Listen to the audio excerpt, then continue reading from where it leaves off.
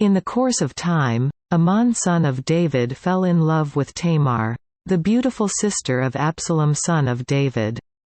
Amnon became frustrated to the point of illness on account of his sister Tamar, for she was a virgin, and it seemed impossible for him to do anything to her. Now Amnon had a friend named Jonadab son of Shemaiah, David's brother. Jonadab was a very shrewd man. He asked Amnon, "Why do you, the king's son, look so haggard morning after morning? Won't you tell me?" Amnon said to him, "I'm in love with Tamar, my brother Absalom's sister." "Go to bed and pretend to be ill," Jonadab said. "When your father comes to see you, say to him, 'I would like my sister Tamar to come and give me something to eat. Let her prepare the food in my sight so I may watch her and then eat it from her hand.'" Quote, "So Amnon lay down and pretended to be ill. When the king came to see him, Amnon said to him, 'I would like my sister Tamar to come and make some special bread in my sight, so I may eat from her hand.'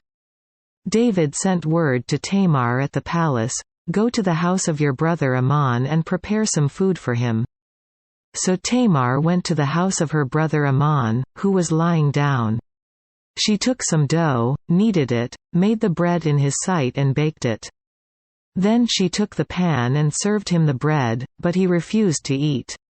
'Send everyone out of here,' Amnon said. So everyone left him. Then Amnon said to Tamar, 'Bring the food here into my bedroom, so I may eat from your hand.' And Tamar took the bread she had prepared and brought it to her brother Amnon in his bedroom. But when she took it to him to eat, he grabbed her and said, 'Come to bed with me, my sister.' 'Don't, my brother,' she said to him.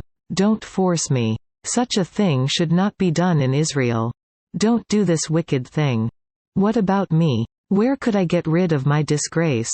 And what about you? You would be like one of the wicked fools in Israel. Please speak to the king, he will not keep me from being married to you.' But he refused to listen to her, and since he was stronger than she, he raped her.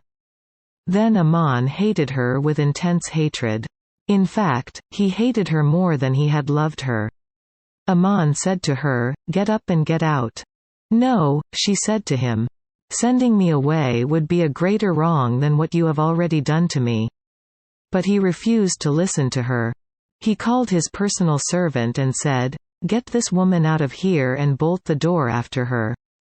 So his servant put her out and bolted the door after her. She was wearing a richly ornamented robe, for this was the kind of garment the virgin daughters of the king wore. Tamar put ashes on her head and tore the ornamented robe she was wearing. She put her hand on her head and went away, weeping aloud as she went. Her brother Absalom said to her, 'Has that Amnon, your brother, been with you? Be quiet now, my sister, he is your brother. Don't take this thing to heart.' And Tamar lived in her brother Absalom's house, a desolate woman. When King David heard all this, he was furious. Absalom never said a word to Amnon, either good or bad. He hated Amnon because he had disgraced his sister Tamar. 2 years later, when Absalom's sheep-shearers were at Baal Hazor near the border of Ephraim, he invited all the king's sons to come there. Absalom went to the king and said, "Your servant has had shearers come. Will the king and his officials please join me?" "No, my son," the king replied. "All of us should not go, we would only be a burden to you." Although Absalom urged him, he still refused to go, but gave him his blessing. Then Absalom said, "If not, please let my brother Amnon come with us." The king asked him, "Why should he go with you?" But Absalom urged him, so he sent with him Amnon and the rest of the king's sons. Absalom ordered his men, "Listen. When Amnon is in high spirits from drinking wine and I say to you, 'Strike Amnon down,' then kill him. Don't be afraid. Have not I given you this order? Be strong and brave." So Absalom's men did to Amnon what Absalom had ordered. Then all the king's sons got up, mounted their mules and fled.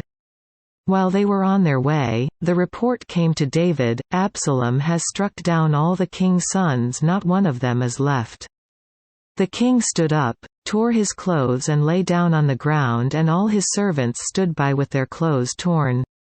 But Jonadab son of Shemaiah, David's brother, said, "My lord should not think that they killed all the princes, only Amnon is dead. This has been Absalom's expressed intention ever since the day Amnon raped his sister Tamar. My lord the king should not be concerned about the report that all the king's sons are dead. Only Amnon is dead." Meanwhile, Absalom had fled. Now the man standing watch looked up and saw many people on the road west of him, coming down the side of the hill. The watchman went and told the king, "I see men in the direction of Horonaim, on the side of the hill." Jonadab said to the king, "See, the king's sons are here. It has happened just as your servant said." As he finished speaking, the king's sons came in, wailing loudly. The king, too, and all his servants wept very bitterly.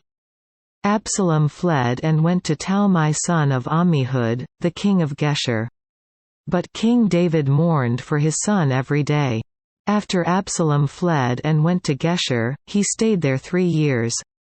And the spirit of the king longed to go to Absalom, for he was consoled concerning Amnon's death.